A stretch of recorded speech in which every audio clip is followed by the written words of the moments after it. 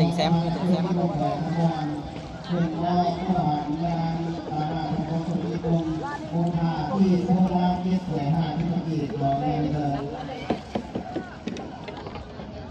มาแล้วบรรดาท่านแข่งที่มีเก็บผู้ชมผู้เชียร์ทีครับพอบนี่เป็นฮอบแปดลำว่าเป็นไผ่จะไปพบกับเล็กตาในน้ำเจ้าพรของดำบ้านห้วยนักลีเมืองนักแข่งแขวงคำว่า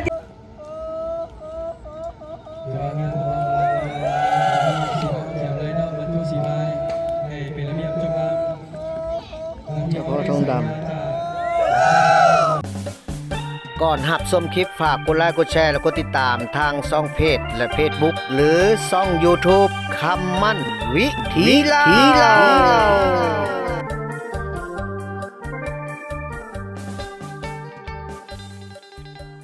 สบายดีพี่น้องมื้อนี้ก็สิมาอัปเดตเส้นทางเข้าสนามการแข่งขันเรือ12-15ที่บ้านห้วยนางลีเนาะมาทางนั้นก็สิเป็นเส้นทางออกมาจากสี่แยกหลักสี่เนาะนี่ก็คือเส้นทางเลขที่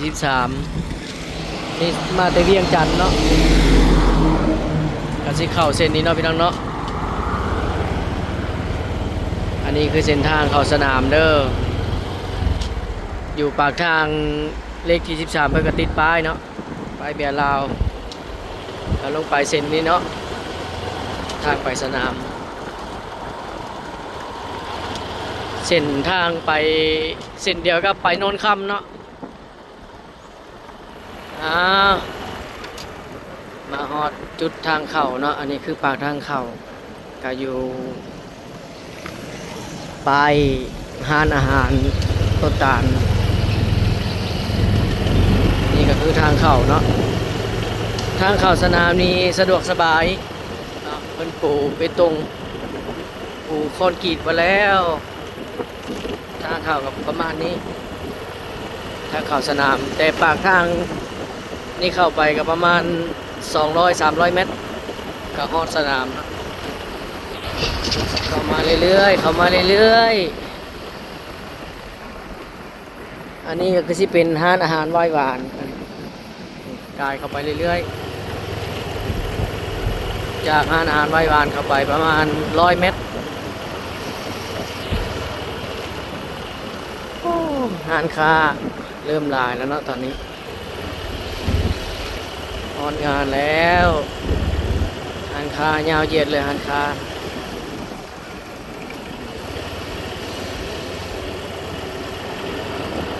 ลายร้านค้าเพิ่มอำนวยความสะดวกให้เราในด้านวันนี้เพิ่มอุปถัมภ์มาบอกอีกเงินเรารวมเป็นมูลค่าอีก10 ล้านกีบแต่ตอนนี้ทางอาจารย์ประชาสัมพันธ์ในหัวหน้าทีมเพื่อนเราจะระบุยกให้มาที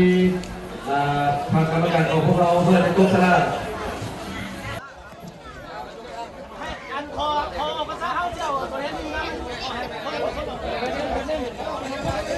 ตอนนี้ทางคณะกรรมการเพิ่นก็กำลังจะเปิดพิธีในการแข่งขันส่วงเรืออยู่ที่สนามหน้าวัดห้วยนางลีเป็นจังใดเฮาจะพาท่านผู้ชมไปเก็บภาพบรรยากาศหลายๆบ่อนหลายๆที่ให้พี่ให้น้องได้เบิ่งได้ชมกันทางท่านเยเอกสมสะอาดอุนศิดาเจ้าสวัสดีบรรดาท่านแขกที่มีเกียรติท่านหญิงท่านชายเฮียนคณะประธานอันนี้ก็คือพิธีฟ้อนในการพิธีเปิดหน้าน้ำของสนามช่วงเรือเนาะ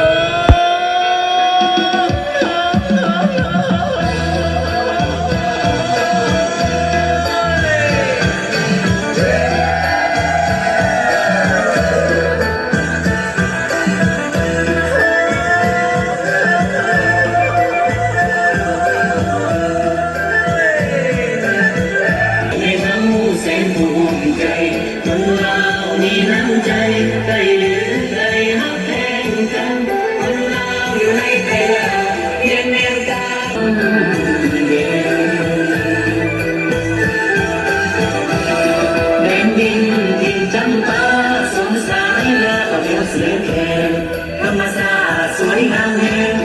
นักใสสนุกหากินไปหาและบ่อยากอยากตกหลุมหาเมื่อได้มาเห็นมา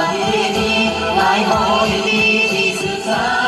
ส่งเมื่อบุญพรรษาทั้งเดือนห้าปีใหม่สงกรานต์เดือนหกที่เขาเก่าขานเอาพากันนำมาสื่อฟังไป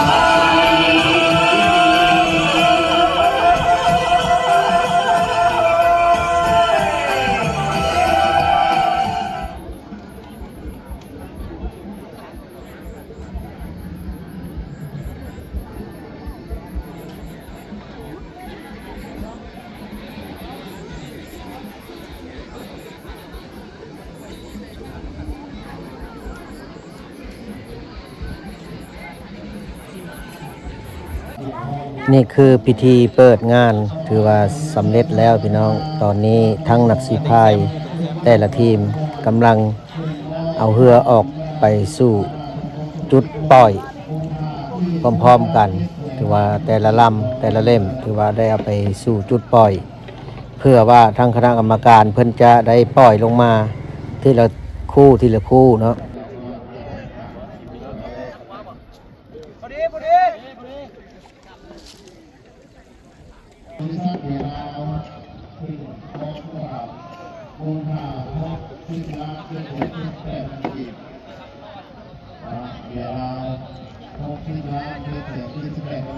ไปคักแน่นอนพายคนเดียว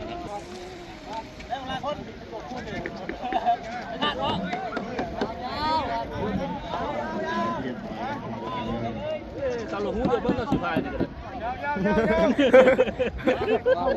คนบ้านเดียววัด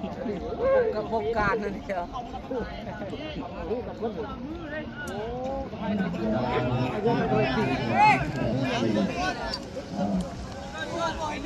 มีผู้บริษัทที่เป็นจังหวัดคอยขอมาอีก10 ล้านปีบริษัทเอสเอสที่พ่อเราเป็นเกียรติที่มองว่าที่10 ล้านปีของเราสุดยอดโครงการเป็นเวทีและผู้สุดยอด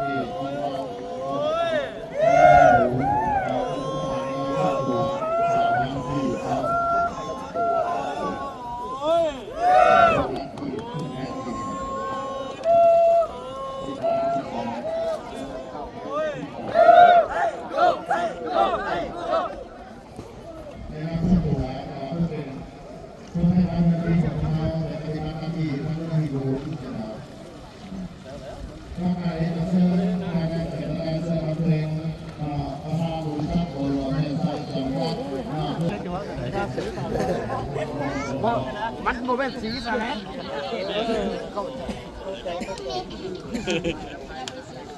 าได้เรื่องมันกับมันมากกว่า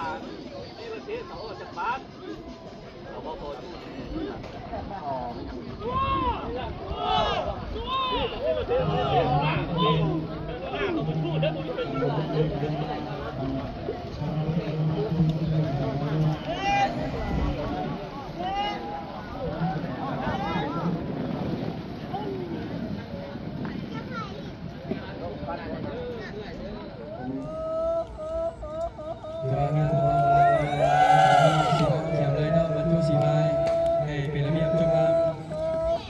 เฉพาะทองดำ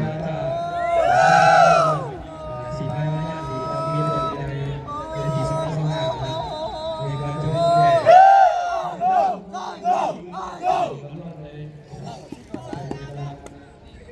่ประจำที่บ้านของเราเลย เจ้าภาพ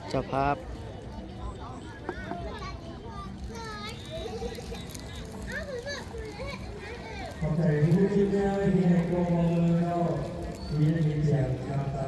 มาแล้วบรรดาท่านแขกที่มีเกียรติผู้ชมผู้เสียทีครับฮอบนี่เป็นฮอบแปดลำว่าเป็นไผ่จะไปพบกับเล็กตาในน้ำเจ้าพ่อของดำบ้านห้วยนักลีเมืองนักแข่งแขวงคำว่าจะหนีได้ตลอดปลอดภัยจะหนีได้ตลอดปลอดภัยส่วนวาธิดาพึ่งหลวงน้ำทิพย์จากเมืองหินปูนจะตามทันหรือบ่ทัน โอ้เลยในน้ำที่ดามาพบกับเจ้าพ่อในเที่ยวนี้มาเบิกว่าในน้ำเจ้าภาพเจ้าพ่อทองดำตอนนี้หัวพายท้ายเปิดระเบิดเปิดกันมาถึงว่าจะเป็นยักษ์ไงก็ตามบริโภคเราของพยายามบริยานสาการสีในน้ำธิ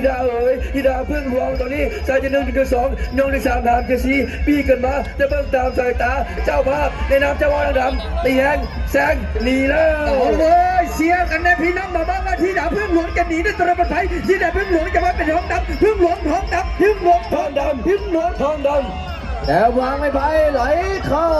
เส้นชัยในน้ำกราบแดงจะแซงได้บุญเลยแต่ว่าเทพนอนไซนี่ของแข็งสีพายประเทศเพื่อนบ้านจะหนีได้ตลอดปลอดภัยเบียดเสียดสีกันมาแล้วเว้ย เป็นซึกระหว่างลูกน้องกับอาจารย์เจ้าลูกศิษย์กับอาจารย์ในนามเทพนนท์ไสกำจัดเป็นผู้ขับเคลื่อนส่วนว่าลูกศิษย์ในนามกุหลาบแดงเวียงทองสุขพรไสโคตรเลี้ยวว่าจังใดคนเลี้ยวหาก็ไปเฮียนมาใหม่มาจากอาจารย์กำจัดตอนนี้ต้องได้มาสิงไสกับลูกพี่มาเปิงโอในนามกุหลาบแดงเวียงทองสุขพรไสตอนนี้ตกที่นั่งลำบาก1 สโตรกอยู่กันยาวๆสาวกันระลึกส่วนว่าเทพนนท์ไสพายแบบประคับประคองแบบอายแบบน้องเบิ่งหน้ากะหูใจบอกว่าโบนีหลายคนเลี้ยวเอ้ยไข่โบนีเจ้าหลายแต่เบิ่งว่าเทพนนท์ไสตีแหงแซงแล้ว เหือโบลมนี่กระเทพนนไซเทพนนไซเบาแล้วลูกปางไม่พายอะไรเข้าเส้นชัยขอเสียงตบมือด้วย สมเสยเจ้าสมเสยทั้งสองเลยสู้กันแล้วเจ้า แข่งเมืองหินปูนจะไล่อัดไล่เบียนในน้ำแก้วฟ้ามีใสเมืองใสภูทองแข่งสวรรค์เกตจะหนีได้ตลอดเป็นไผ่จะเป็นไผ่รอบนัดที่2จะหนีได้หรือไม่ได้อันตรายระบายชีวิตพ่อแม่พี่น้องไปซอยสมซอยเสียน้ำแก้วฟ้ามีใสเดินทางมาจากสวรรค์เขตตอนนี้หัวพายท้ายเปิดระเบิดเปิดกันมาส่วนว่าสิ่งเก้าเจริญเนื้อดีเงือดังจากสร้างเงาจรวดเป็นผู้สร้างสรรค์ผลงานมาเป็นว่าเรือลำนี้จะแล่นไหลดีเพราะปันไดแต่เป็นตามสายตาสิ่งเก้าเจริญตีแหงแซงเลยแสงได้แสงไปตอนนี้แก้วฟ้ามีใสลงน้ำที่2ไล่กดไม่ไผ่ไล่บี้ต่างคนต่าง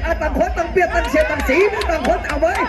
จะเป็นแก้วฟ้าหรือว่าสิงแก้วเจริญตอนนี้แก้วฟ้าแสงแก้วฟ้าแสง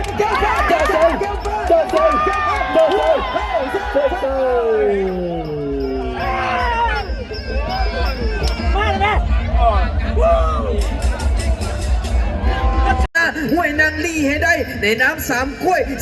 บปล่อยแล้วตอนนี้3 กล้วยบปล่อยแต่ว่ากุหลาบแดงไก่ท้องจะหนีได้ตลอดปลอดภัย3 กล้วยปี้จี้ขึ้นมาแล้วจะเป็น3 กล้วยหรือว่ากุหลาบแดงสุขพรไสคอนจีนเอาละว่าพ่อแม่พี่น้องกองสมกองเสียสาวบ้านกล้วยอุดมตอนนี้คนกันมา2 คันรถใหญ่ๆมาเบิ่งว่ามาเสียกุหลาบแดงสุขพรไสคอนจีนทางแบงรักสาวเฮียตุยสังลุยเจนัวจัดให้มาเบิ่งว่าในน้ำ3 กล้วยในพี่ทรงจะเป็นยังไงใครจะเป็นผู้ชนะใครจะเป็นผู้แพ้ต้องมาติดตามเหมือนกันแต่เบิ่งตามสายตาตอนนี้กุหลาบแดงสุขพรไสไอ้แหงแซงออกมาแล้วเอาเลยกุหลาบแดงจะหนีได้ตลอดปลอดภัยส่วนมา3 กล้วยปีจี้ขึ้นมา3 กล้วยจะหนีได้บ่ตอนนี้กุหลาบแดงเคาะแล้วเบาแล้วกุหลาบแดงก็ลดละความพยายามแล้วจูง3 กล้วยไหลเข้าเส้นชัยกรรมการตัดสินผู้ทรงเกียรติบรอซ่าในเที่ยวนี้ตัดสินให้แก่กุหลาบแดงสุขพรไสเป็นผู้ชนะมาแล้วบรรดาท่านแขกที่มีเกียรติผู้ชมผู้เสียทีครับฮอบนี้เป็นฮอบ8 ลำฮอบเอาเป็นไผ่จะยุ่งไผ่จะไปเป็นไผ่จะไปเข้าฮอบ4 ทีมสุดท้ายเหมือนการพบกับวันเล็กต้า168เสือให้จากแข่งขมวนไล่อัดไล่เบียดไล่เช็ดไล่สีกับสิงเก้าเจริญดู18จากบ้านจงแก้วแข่งสวรรค์เขตกับขมวนไผ่จะยุ่งไผ่จะไปไผ่จะ อยู่ไปจะไปจะเบิ่งตามสายตาตอนนี้เล็กเลยเล็กใต้นำหน้ามาทางมาเล็กด้อยหาปานกลางส่วนว่าสิงเก้าเจริญอยู่18ปุญญาสักปุญญา4ปุญญาปารมีต่างคนต่างไปต่างคนต่างอันบารมีเป็นรอบที่สำคัญรอบที่8มาเบิ่งว่าตกแล้วตกเลยจะบ่มีรอบแก้ตัวเบิ่งตามสายตาตอนนี้เล็กใต้เสือให้แข่งขมวนตีแหงแซงแล้ว แทงแล้วเล็กใต้จะหนีได้ตลอดไปเสียหายชนว่าสิงห์เก้าเจริญสิงห์เก้าเจริญจะแทงเล็กใต้สิงห์เก้าเจริญเจ็ดใต้สิงห์เก้าเจริญเล็กใต้สิงห์เก้าเจริญพอไหวไปเหือไหลเข้า เส้นไส้สิ่งแน่นอนก็คือสิ่งที่บ่แน่นอนเจ้าออกมาแล้ว ออกมาแล้ววันท่านแข่งที่เป็นเกียรติผู้ทรงผู้เสียทีขนมของบ้านเมืองคู่นี้ในน้ำเทพนนท์ใสเทพนนท์ใสบ้านห้วยกะวะเมืองหินบุญลำน้ำที่หนึ่งไล่บี้กับในน้ำกุหลาบแดงแห้งแม่น้ำโขงในน้ำไก่เอ๋ยไก่ทองจะหนีได้ตลอดเป็นไผ่เพราะว่าจังใดกับสิง30ปีนี้มาสิงมาบังว่าเรือ12ไผ่จะเป็นไผ่ เอาละเว้ยใครจะเป็นเพลงยังบ้างบอกกันบนที่ผมไม่พี่น้องป้าไปตอนนี้กุหลาบแดงอาจจะตกเป็นห้องเล็กน้อยแต่ว่าหัวใจของทหารมันนักสู้ไว้ไล่สู้พันข้าวเหนียวกุหลาบไล่ไว้แม่น้ำโขงในน้ำกุหลาบแดงพบกับเห็บนนทรายตัวนี้หัวพายได้เปิดมาเบิ่งว่าเห็บนนทรายตีแหงแซงแล้ว แสงได้แสงไอเทพนนท์ใสลงน้ำทีหนึ่งจะหนีได้ตลอดเป็นไผ่ชนว่ากุหลาบ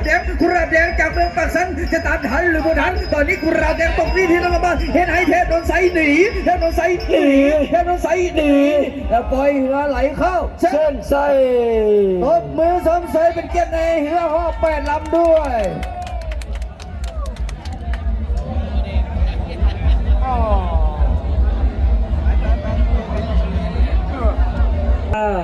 คู่นี้เป็นกับพวกกระบังกุหลาบแดงพบกับเทพนนทรายกรรมการตัดสินในแก่เทพนนทรายเป็นผู้ชนะเจ้าเทพนนทรายเป็นผู้ชนะ